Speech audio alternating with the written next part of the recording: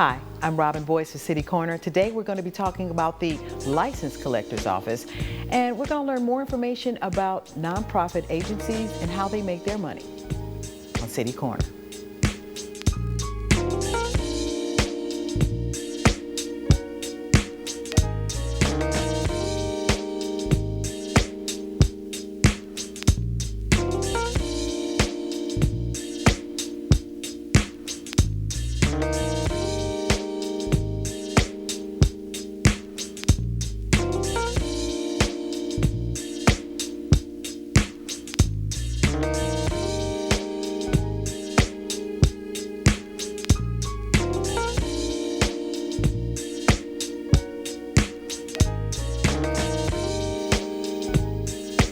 Welcome to City Corner. I'm Robin Boyce, and on this episode we're going to get an opportunity to find out how some of the fees come into the City of St. Louis and what some of those fees do to help the City of St. Louis. And with me today is our license collector for the City of St. Louis, Miss Mavis Thompson. How are you? Good morning. I am doing just great. To God be the glory. To God be the glory. Absolutely. It's so good to see you, and I love this necklace. Thank we were just you. talking It about was a gift. Absolutely fabulous. It was a gift. Thank you. That is beautiful. Yes. License Collector's Office has been around for quite a while, since I'm sure when St. Louis was created, but it's a money generator for the city. Is that correct? Absolutely. What the License Collector's Office does is we are a creature of state statutes and city ordinances that created the office. So not only do we have to review the laws of the state, but also the laws of the city.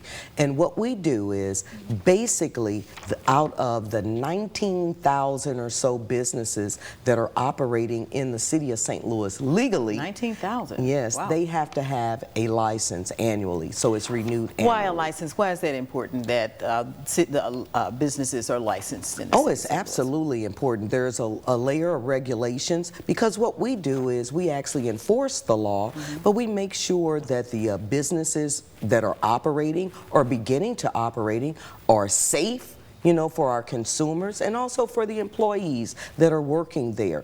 And it also differentiates between the well-meaning and the not so well-meaning business owners, because there are some that are actually operating without a license, and just like with anything else, driving without a license or whatever, there's a regulation. And so basically what we do is we enforce the law to make sure that the businesses are licensed so that they're safe, not only for the consumer, but for the visitors as well as our citizens. That was one of the some complaints that some consumers or business people would have about trying to do business in the city of St. Louis. And working with the comptroller's office is what I do.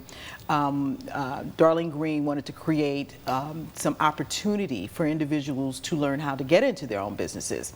And one of the things that we heard a lot from people who wanted to come in and do business in the city was like, it was just crazy, they couldn't get things done, or they didn't know where to go in this big city hall. So take us through the process. A person comes in, says they want to set up brick and mortar. Yes. And they know they need to get their license. What are some of the steps that your organization sets them up to do? Right. And so in the License Collector's Office, well, let's just go to the city as a whole. The city has what's called a Business Assistance Center, and they also have an ombudsman for businesses. And so they can also go to the Business Assistance Center first to give them just like the overview of what you're asking. But when they come to the License Collector's Office, we actually have a lot of literature. We have the literature here that basically tells them what we do in the office and what they need to actually start a business in this pamphlet. And speaking of this pamphlet, we have also, during my administration, we made sure that we have these printed in Spanish, in Bosnian and Vietnamese, because when we look around the city, we see the various dynamics and cultures, and so we wanted to make a friendly place to do business for everybody. Right, so you have those cultures that are coming to the License Collector's Office to get licensed. Absolutely. And so basically, A business, of course, would already be formed with and incorporated through whatever method. Before they even get to you. And yeah. registered with the Secretary of State Okay. for the state of Missouri. Okay. And they have to have all of their taxes paid. And so whether that means any state taxes and local taxes, your personal property tax, different things like that. And so I just say under the umbrella that all your taxes have to be paid up. And you bring in, you don't have to bring us your business plan or anything because all of that is submitted. The one thing that kind of is an obstacle that you have to go over is basically making sure that all your taxes are paid. And so in the city of St. Louis, you know, we have an earnings tax, and that's collected by the Collector of Revenue. So we work very closely with that office. So we make sure that all your taxes are paid, and basically you fill out an application. It's a graduated business license, and so it depends on how many employees that you have, and you have to just fill out that application, and the amount that you pay, the fee that you pay, is a graduated fee. What is the lowest amount? The lowest amount is $200 a year. Okay, so it's a yearly based Yes. fee that businesses have to pay for. Yes, and remember there are different types of businesses, so it would also depend on if you are a manufacturer. Okay. And so if you're a manufacturer, there are also things that we have to do. We go out and we visit, we assess your equipment that you're using, those sorts of things. How about restaurants, for example? Is a licensed collector's office charged with going in and checking out whether it's a safe place to cook food, or is that something that's taken over by the health department? Well, actually, we work in conjunction with the health department. And so once we make sure that you have your licensing in order, then the health department comes in, the building division would come in and give you an occupancy permit. Okay. But we worked well with all of those departments. And for the first time ever in the history of the licensed collector's office, we got all of those people at the table. Okay. And so not only did we sit down with the Collector of Revenue, also we had the health department, the building division, as I said, that gives you the occupancy permit for a brick and mortar, and also the police department. Now, the police department is important because, again, under my administration, we created for the first time a comprehensive business closure policy. So what does that mean? Yeah, what do so you... basically, we have people out there that follow the law. They get all the licenses that they need, and it helps the city. And so what we do with the money, we don't get a chance to keep the money. The money is actually given to the city. And so what that means is that we're a fee generating office. We generate approximately $60 to $61 million a year just in business license fees. Now, the law says that we're able to keep anywhere from 1 to 4% to operate our office. Licensed collector's office. To operate. But we're a fee generating office. We don't receive any money from the city. We give money to the city to make sure that it can pay for things like fire, police, schools, museums, etc. And so there's a list of places by law that we have to give the money to. Right. And so we keep these things operating to make it safe to live in the city of St. Louis. You're basically sort of like a business for the city of St. Louis. Absolutely. That generates fees that can go and takes care of all the things that the city needs. Exactly. All of those things that are really pertinent into having a city that's safe, a place where people can make sure they are protected and have security, and if a fire breaks out, those firemen are there to take care of it, because the licensed collector's office is able to, that money is distributed across the board to these different agencies. Absolutely right. Which makes total sense then. So when looking at the licensed collector's office, this is an elected position, correct? It's an elected position, and it's a 4-year term. I was very blessed to be appointed by the governor when there was a vacancy in that office, and so I came in during that term, and I had to run. I won the primary and the general, and my term actually started January 1st, 2016. Wow. So 2015. 2015. Wow. Okay. So you've got a 4-year term to really generate some more dollars for the city of St. Louis. Absolutely. Now you have a legal background. I do. And with your legal background, you are an RN, a nurse. I am. That was was my first career, nursing. You know, you have done some amazing things. How did you do all of that? I love school and I love learning, and one of the things that is so interesting about the license collector's office, we came in reading all of the laws because, like I said, state statutes as well as city ordinances. We read all the policies and procedures. We looked at all of the prior audits, and so we attacked those things, and we got in and said, okay, what is it that we can do? And I'm very happy to say that not only have we increased revenue, but we've decreased our expenses. We've looked at things like I said, the business closure policy, where we make sure that we are the watchdog for businesses and making sure that the businesses do the right thing. We work with them individually to make sure that all of the money, and they're not robbing the city of anything that's owed the city, is paid to the city. So you have a team of people that go out from the office to check on different businesses? Yes, we do. And we, again, with our money, with our small amount of budgets, we have a fleet of used vehicles that our field service representatives use. And so with the business closure policy, we go out, we inspect, we make sure that the fees are paid. If they aren't paid or if they're paid late, then we send our compliance officer out. And Robin, do you know our compliance officer has had a 100% collection rate when he goes out to those companies that are delinquent. And so we're really excited about that because, like I said, we work with them. We're not, you know, we're not mean, you know, we're not aggressive, but we do go out to collect that money that's owed to the city. Right. So you're having a very successful term. Most definitely. What are some good things or some new things that we should see coming from the license collector's office? Well, like I said, you know, I looked at my 100-day report, and we're going to have, so I can't tell you everything because we're going to have our annual report that comes out as well. I look forward to it. And so I'm asking you and the viewers, we'll get that out to you. But we have set up priorities. And so mainly, of course, we're looking at the revenue. We've increased the revenue. We've decreased our expenses. We've also focused on the operations of the office, and I've already talked about the closure policy and working with the other city agencies. It's so important that we all just work together, and so we've done that as well. The other thing that we've done is that we focused on the value of the employee. I am very big on professional development, and so we're sending them to classes. Did you know that there was a class called the telephone doctor where you actually learn how to talk on the telephone and greet? Exactly. And so that's very important because, you know, we don't have a lot of happy people when they come to our office because we're telling them that they have to pay something. They gotta come up with some money. So exactly. And so we make sure that it's not only a friendly environment but a professional environment, and that we can point you in the right direction. The other things that we've done is we've created public forums. And so, for instance, we did a public forum on how would the Affordable Care Act affect businesses? How do small businesses prepare their taxes? And we have an upcoming forum, and that's on our business enterprise.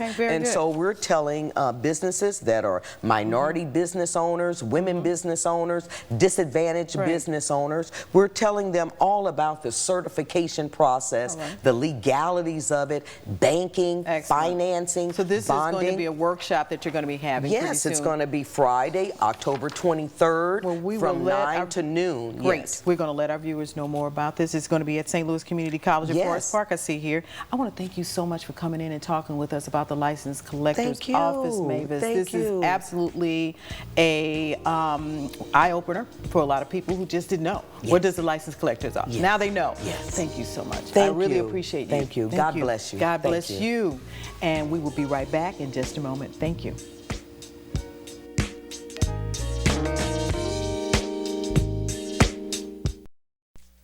Hi, my name's CJ. A few years ago, my father became seriously ill. I did what I could do before he passed, but it took its toll. I lost my job, my house. I'm getting back on my feet, but I don't know when there'll be food on the table. How'd I do, CJ? We could be twins. Well, cousins, maybe. Play a role in ending hunger. Visit feedingamerica.org/hunger and find your local food bank. If you drive buzzed, it could cost you around $10,000. You'll face major legal fees, major fines, and steep insurance penalties. You could lose everything. Nothing kills a buzz like getting pulled over for buzz driving, because buzz driving is drunk driving.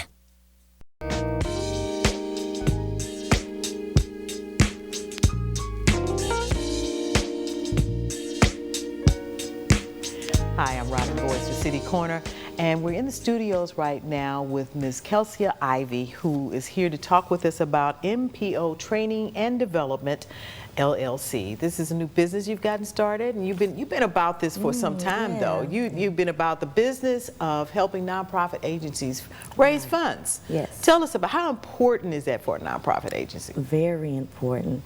I started the business back in 2007, and I did it because I spent many years with nonprofit organizations, seeing how they operate. And because I'm a learner and I'm more on the business end, but I didn't really want to get in corporate America, I still took like business management classes and things of that nature. But I was learning that a lot of nonprofits, it was started on the I guess, premise of, I have a passion, Right. and I want to do this. So I'm going to start an organization, but yet not really know what it takes to operate the organization and for it to sustain itself. And sitting a on lot of groups don't know that. It just gets something Right. started and don't realize, wow. that it's work. Yes. It's really work, and really hard work. And at it's a that. business. It is a business. And so I found that many executive directors or senior leaders did not know, okay, we're supposed to fundraise. Not only that, we need to keep track of the money that we bring in. We have to be accountable for that money. And I said, I want to educate people, because the work that nonprofit organizations do, is wonderful. Yes, We yes. need the nonprofit organizations, and we need them to remain. So with that, I said, I want to educate them. I want to educate the boards. I want to educate the senior leaders in those organizations on just how you're supposed to operate everything. How are you supposed to build relationships? Because believe it or not, many people start organizations and they think, oh, I'm just going to write a grant, Right. and that's going to be all I need to do to sustain my business financially. No. Okay. The competition with grants are just, it's phenomenal. You really have to build relationships with your donors, and they don't understand that part of it. You can't just submit a grant and hope that you get this money. So that's why nonprofit agencies have what they call a position, development, correct? Development director, And yes. that person is responsible not only for going out and finding dollars, i.e. writing grants, Right. Going after individuals with proposals Yes. for the money from the private sector, corporations, et cetera, et cetera. Yes. But they're responsible for the marketing of Yes. that organization and the advertising of the organization. So is that something that you teach nonprofit Yes. agencies that don't quite Right. get that at this point? So I do that through either workshops, retreats, or if they want to contract with me, I will consult with them on a long-term basis to help them and their staff know how to be good stewards of the funding that they're receiving, whether it's through grants, whether it's through events, or you have an individual donor base and you're trying to increase it from 50 to 2,000. How do you do that? And so many people do not understand how you're supposed to build that relationship. It's all about relationships.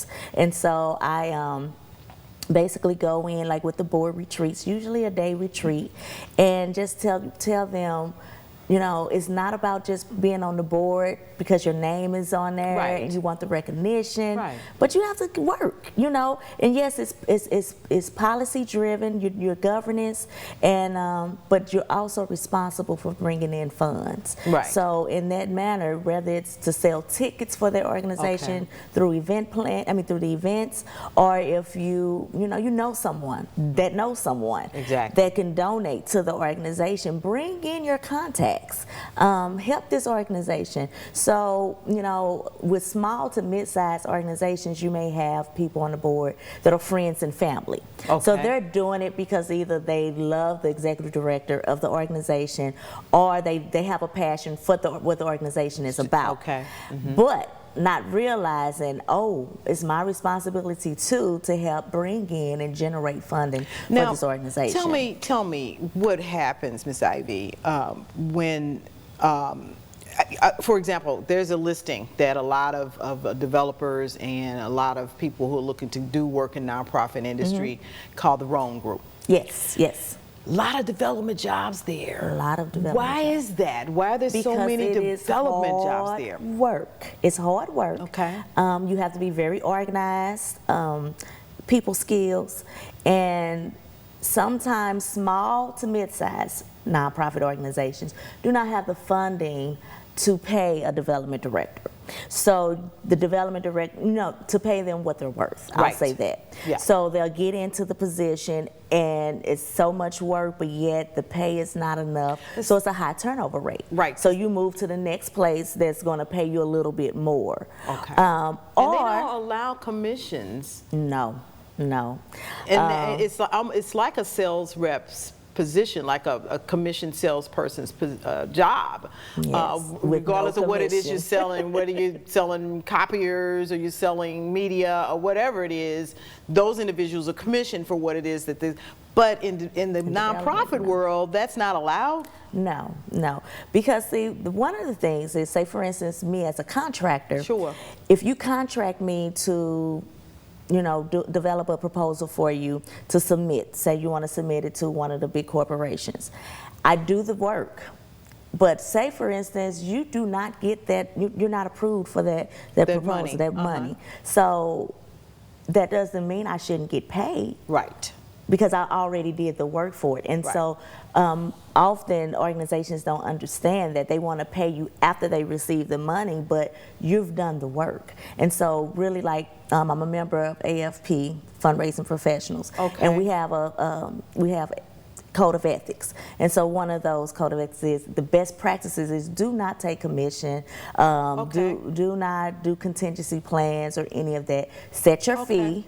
Okay. And base it on that. But not only that, donors do not like to know that their money is going towards a fundraiser. Okay. And that's what I was going to get to too. That a lot of donors, they kind of poo-poo that, and yes. they don't feel very good about it.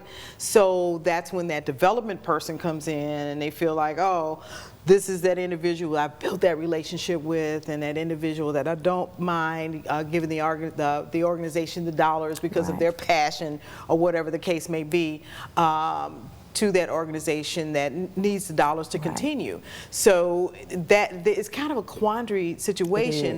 It and is. nonprofits so badly these days, they don't have development directors there. No. They don't have these individuals in place. They can't afford development directors. Exactly. They don't have these, they don't have these individuals in place that they need to continue to have the dollars rolling in for them. So. But guess what though? So you say you can't afford to bring in a development director, but you really can't afford not to have a development director, because that position is what's going to bring in more funds. Because you need someone. If you're an executive director, you're doing the day-to-day things. You're busy trying to do everything. You're trying to do everything. Yes. And so you need someone who's focused just on bringing in funds and building relationships with the community.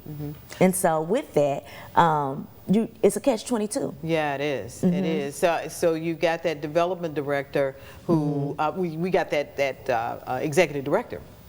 Who's all of those things anyway. Right. Okay.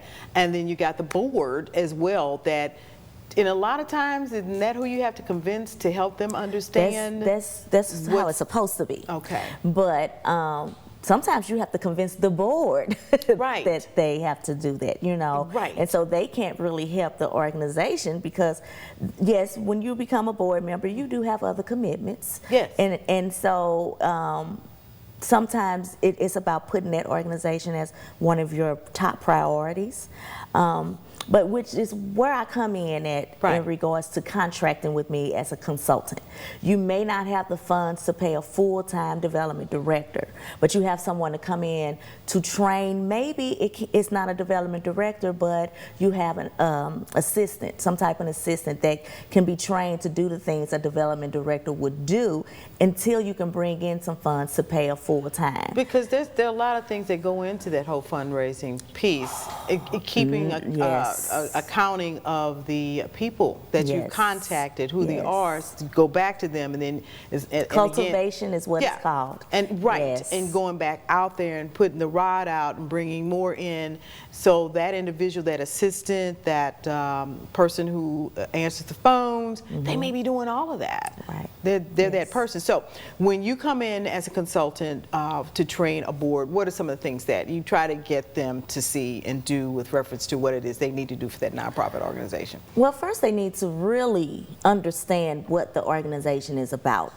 Know the ins and out of the organization that you're deciding to say, yes, I'm going to commit to being a board member for you. Because sometimes they don't know what's happening from day to day. They know, okay, this is a good cause. Robin asked me to be on the board. Right. So I'm going to say yes. But visit the organization, see how it's ran. Then you can talk about it more when you're out among your colleagues, among your peers. You can talk about that organization and say, hey, I know of a really good organization that you might want to partner with. So you help them with an elevator speech? Yes. So you know, like a one-liner, I mean, a one-liner or two-liner? I always tell them that's what it is. So just an elevator speech. What are you going to tell me in that small amount of time from level 1 to floor number 7, what are you going to tell me to make me want more information? And should everybody on their boards be saying the same thing? Yes. Okay. Yes. Okay, so it's uniform just like the logo. Everything should be uniform. Okay, and everybody should be on the same page with reference to what it is they're saying about that group or that organization in order to fundraise for it. Yes. Because that then does what? Branding? That's good branding. Very good branding. You have branding out there, but some of it's not so good. Right. So yes, you really want to make sure that everybody is on one accord, saying the same thing. And when you're interviewing for your board members, find out what they have to offer. So you want to offer them something, but they have to be able to offer you something too. And so when you're offering them the opportunity to really get engaged with what you're doing, with your mission, you know, and they're going to offer their contacts. Relationship building is not just with the donors. Right. It's relationships between your committees, your boards, all of that, you know. Invite them in, do an open house, that type of thing. And so I give them options of things that they may not have thought about. You know, step outside of your box. You may be used to just doing this specific thing. Right. But let's try some other things. That a lot of times I see that with organizations, they kind of get stuck in that little bowl there, but I want to thank you so much for coming on and talking with us about it, and the best of success with you and working with our nonprofit agencies here in St. Louis. Thank you so much. And I want to thank you for tuning in to City Corner. I'm Robin Boyce. We will see you next time. Thank you so much.